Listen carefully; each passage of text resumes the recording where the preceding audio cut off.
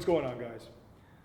So it's the end of an era. As of this week, the series Arrow has concluded, and the reason this is notable for us is the #1 video on our channel to date has been our video on slapping water, which is, of course, something that came up very early on during the series and was something I happen to know a little bit about and was able to expound upon. I'll put the link down below if you want to go check that out if you haven't already.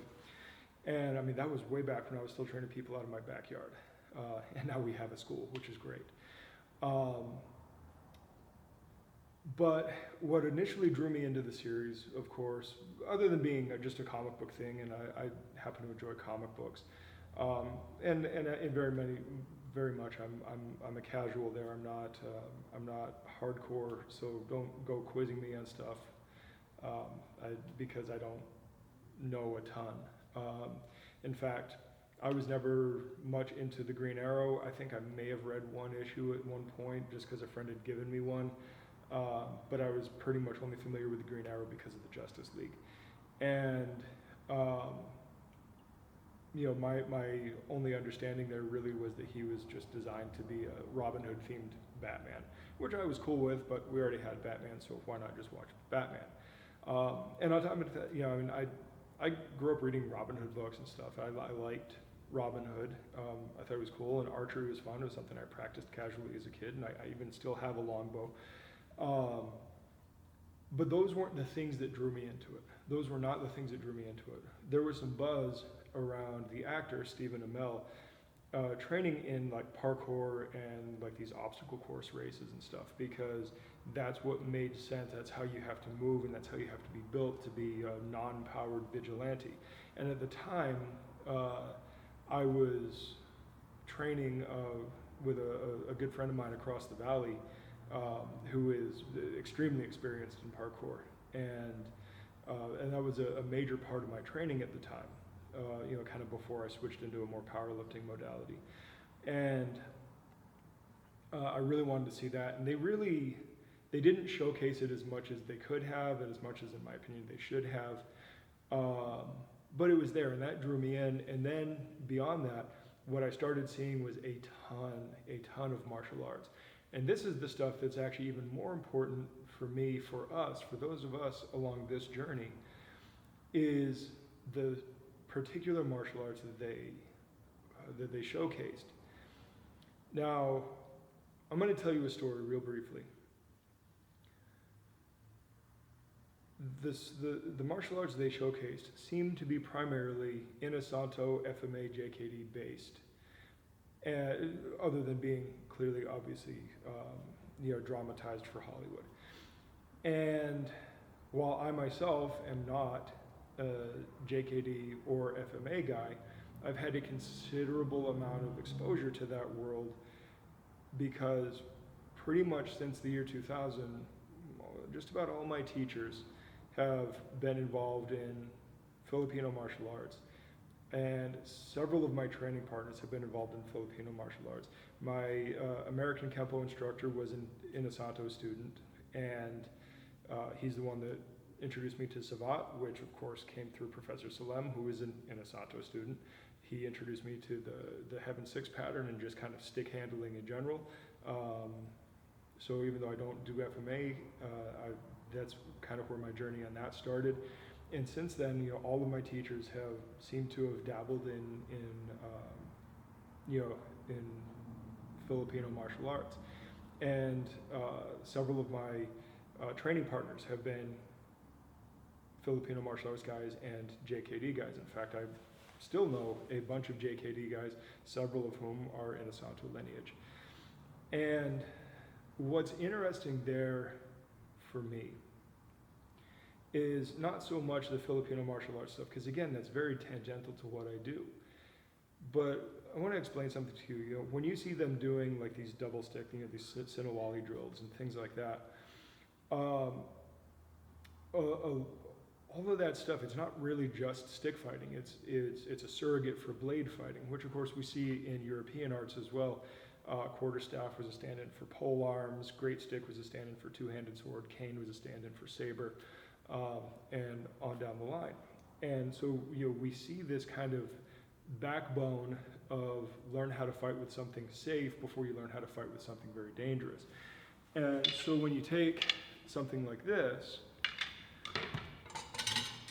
and then you apply it to something like this, then it becomes very, very useful and becomes eye-opening, and both influence each other back and forth, and they both have different capabilities and limitations. And the fact is that despite the fact that I don't actively do Filipino martial arts, my exposure to it, my continued exposure to it, helps influence how I use my Wing Chun knives. And even though these are a bit smaller than your standard Filipino blade, you know, 2 knives, 2 sticks, 1 knife, 1 stick, all of that kind of stuff starts applying quite a bit across the board, and it fleshes things out and gives you new ideas and new perspectives. And so as a Wing Chun guy, seeing the FMA really helps flesh out the Chinese blades. And then we take it one step further, and what we start seeing is a lot of the hand-to-hand stuff that they showcase, other than, again, your standard, you know, doing kind of, you know, generic wrestling and judo style, you know, hip throws and things like that, which are all fine and I don't have a problem with. And those things show up in Chinese martial arts, and they're very stock standard throws. They literally show up in the old HEMA manuals too. Grappling is just a huge thing the world over. One of the big things that we see is a lot of things that start approaching the FMA practice of hubad lubad, which is just kind of a hand exchanging, hand cycling drill, which seems to be based in basically trying to use your knife and then free the knife for the next move and all that.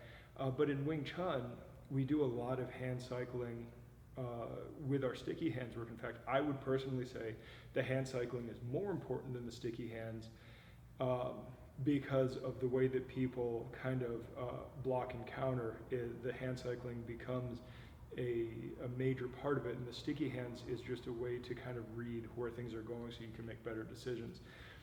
And so again, while I don't necessarily practice hubad lubad, everything we do in Wing Chun rivals hubad lubad for the simple fact of being able to exchange the hands, sense pressure and direction, tie somebody up so you can get a clean line of attack. The biggest difference, of course, is that we're not doing so with the idea of a blade in our hand, we're doing so with the idea of empty hands. And so that is, again, something that I love to see, because not only does it look pretty good on camera, but it is something that I can point to and say, you know, hey, if you don't know what it is we do, kind of look at this, and what we do kind of looks like this. There's a surprising amount of people who don't even know what Wing Chun is. And on top of that, bringing Wing Chun up is, it's the wooden dummy. You see, the wooden dummy gets showcased in the show a bunch as well. In fact, they mentioned Wing Chun by name once, and I thought that was pretty cool. But more than that, they showcase the dummy a bunch in a lot of the training montages. And not only does it look cool, and it looks, you know, it looks different than just a heavy bag or whatever. It looks more martial arty, I guess, right? So it has a presence on film. But more than that, it's a particular training tool that has a lot of value, and it is, if you let it, it is actually really, really useful to play with. And again, while I'm not necessarily doing JKD, the way they use it in JKD is different than what we do in Wing Chun, mainly because of the ranges that we play at. They tend to be longer range, we tend to be closer range. Nevertheless, it is a fantastic training partner, and the best part about it is it doesn't complain when you hit it too hard. So, you know, watching Arrow over the last 8 years, while it doesn't necessarily show you the reality of martial arts, it certainly doesn't show you the reality of violence. That's not what it's meant for. It's clearly fantasy. What it did do was it showcased the stuff, or things that are at least tangential to the things that I do. And whatever people say, it's nice to feel a little bit more represented when everybody else is doing just this one thing or just that one thing. And you go, hey, but here's somebody that's doing something that I do. And it feels a little bit better. And so, you know, going into the future makes me wonder, you know, with this and, now Ip Man 4, and I didn't want to bring this up, but, with Ip Man 4 coming out and that being like the end of an era there, with all the bad press that Wing Chun gets, are we going to be seeing much, Wing Chun-like stuff going on? Maybe not, but maybe, just maybe, we'll see more of the FMA stuff, and maybe, just maybe, we can start using that as inspiration to help people go, hey, you see that stuff? We can do that in Wing Chun too. And that's where I would like to get this. I would like to get everybody along for the ride and go, hey, maybe I can't get that, but I can get this, and that's a reasonable facsimile for what I'm looking for, right? Because no art is particularly great or particularly bad. They have a context, and when the context and the training methods are categorically similar, you can just kind of pick, and you'll probably be okay provided you have a good teacher and a good training group. So with that, I've rambled on long enough about this, and I will let you guys go. But this is just a lighthearted, maybe not so lighthearted farewell to Arrow, and let's see what comes next. Good journey. Thanks for watching. Like and subscribe. In the links down below, you can find our social media, and I encourage you to follow us there. Take a look at our blog, where we have articles that go into depth that we just can't do in our video productions. And on top of that, go to our Amazon store and pick out a shirt that you like, and every little bit helps. If you're ever in the Phoenix area, look us up. Come in for a class, come in for open mat, whatever. Love to see you down here. You can find all our contact info on the website. Talk to you guys in the next one. Good journey.